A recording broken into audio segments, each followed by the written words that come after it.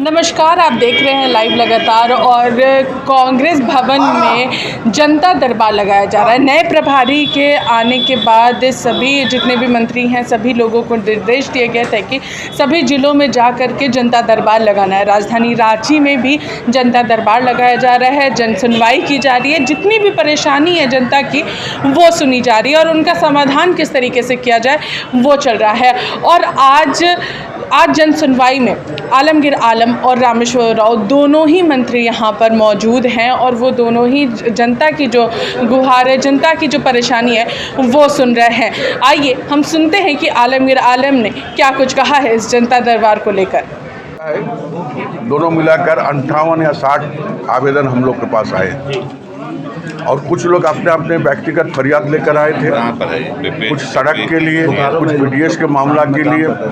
ये सारे मामला को हम लोग देखने के काम किए हैं और जो हम लोग के पास अभी वार्ता के दौरान जो सॉर्ट आउट करना था, हम लोग ने टेलीफोन से बात करके, मोबाइल से बात करके उसको सॉर्ट आउट करने की कोशिश की है और जो बचा है उसको हम लोग संबंधित विभाग को हम लोग भेज देंगे और हम अपनी तरफ से भी उसको मॉनिटरिंग करते हैं कि जो आवेदन उन लोगों ने दिया है उसका आवेदन का निष्पादन और कितना हुआ नहीं है उसको भी हम लोग बीच में खबर देते हैं।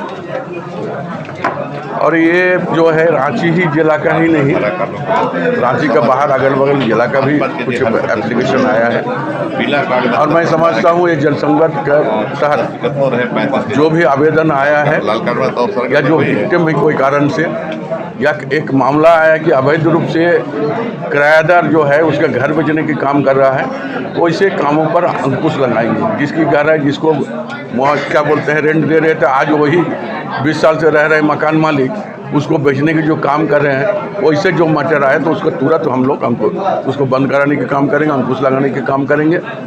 और इससे होता है कि इंटरेक्शन होता है कि जो जन समस्या को हम लोग यहाँ से जिला में भेजते हैं वो कितना कारगर हो रहा है कि नहीं हो रहा है, ये जनसंवाद के माध्यम से, जन सुनवाई के माध्यम से वो सारी चीज़ों को हम लोग को जानकारी मिला है। जैसे अभी कुछ लोग आए थे कि वृद्धा पेंशन मेरा नहीं हो पा रहा है। आप जानते हैं सब क्या बोलते हैं, हम लोग यहाँ पर एक नया इतिहास कायम किया झारखंड सरकार ने और वृद्धा पेंशन सुरक्षा पेंशन में कोई बंधन नहीं है। फिर भी अगर कोई कहता है कि हमें वृद्धा पेंशन नहीं मिलता है तो ऐसे चीज़ों को फिर हम लोग को दोबारा सुनना मिलता है। उस जिला के संबंधित विभाग या डीसी को हम लोग बात करके उन लोगों को कराने के काम करते हैं। तो निश्चित तौर पर ये संगठन को भी मजबूत करेगी और सरकार को भी मजबूत करने का दिशा में एक कारगर साबित है। तो आपने यहाँ पर सुना कि आलमगीर आलम ने क्या कुछ कहा है। लगभग 20 से ऊपर लोग यहाँ पर पहुँचे थे और साथ ही साथ उन लोगों की जो परेशानी थी उन्होंने सीधा कहा है कि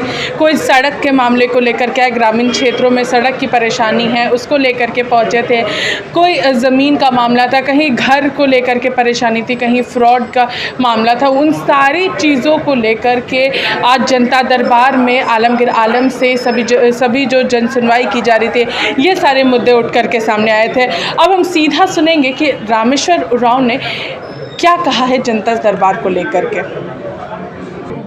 अनाज काटने की आई तो उस पर कार्रवाई करेंगे कि बता देते हैं कि ये सच है कि अनाज काटा जाता है।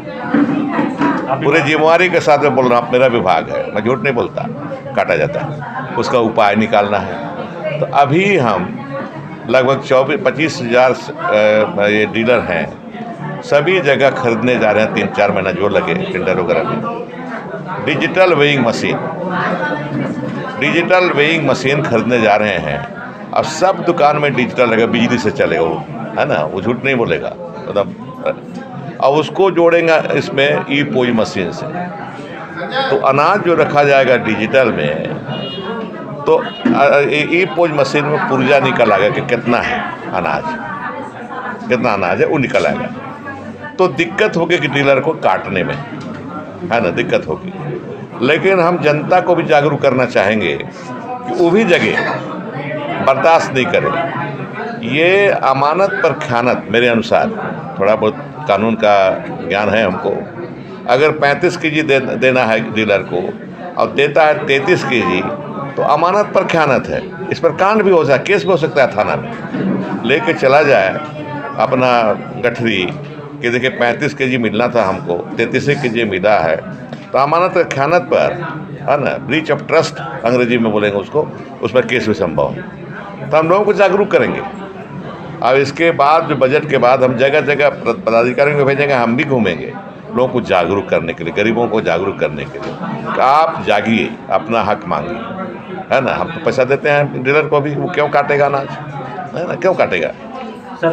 तो आपने यहाँ पर सुना कि रामेश्वर उरांव ने क्या कुछ कहा है। रामेश्वर उरांव ने कहा कि जो कार्ड जो बनाए गए हैं, जो 3 कार्ड बनाए गए थे, लाल, हरा और पीला, ये 3 कार्ड जो बने उसमें जनता को परेशानी हो रही थी। और साथ ही साथ उन्होंने कहा है कि यहाँ पर जो डीलर्स हैं उनके तरफ से भी घोटाला जो किया जाता है, जहाँ पे 35 kg देना है वहाँ पर 33 किलो ही देते हैं, तो उसको लेकर के उसको कैसे सुधारा जाए, उस पर भी आज उन्होंने जनता से परेशानी सुनी और उस पर किस तरीके से काम किया जाए वो बताया। और साथ ही साथ उन्होंने कहा है कि हम आने वाले समय में इसको लेकर के जागरूकता भी फैलाएंगे ग्रामीण क्षेत्रों में, खुद जा करके, कि अगर इस तरीके का कुछ मामला होता है डीलर से तो किस तरीके से उसको निपटा जाए। तो ये सारी चीज़ें जनता दरबार में जनता आकर के अपनी परेशानियों को मंत्रियों के सामने रख रहे हैं। इसी के साथ देखते रहिए लाइव लगातार। रांची से मैं पूजा, नमस्कार। न्यूज अपडेट के लिए आप हमारे चैनल को सब्सक्राइब करें।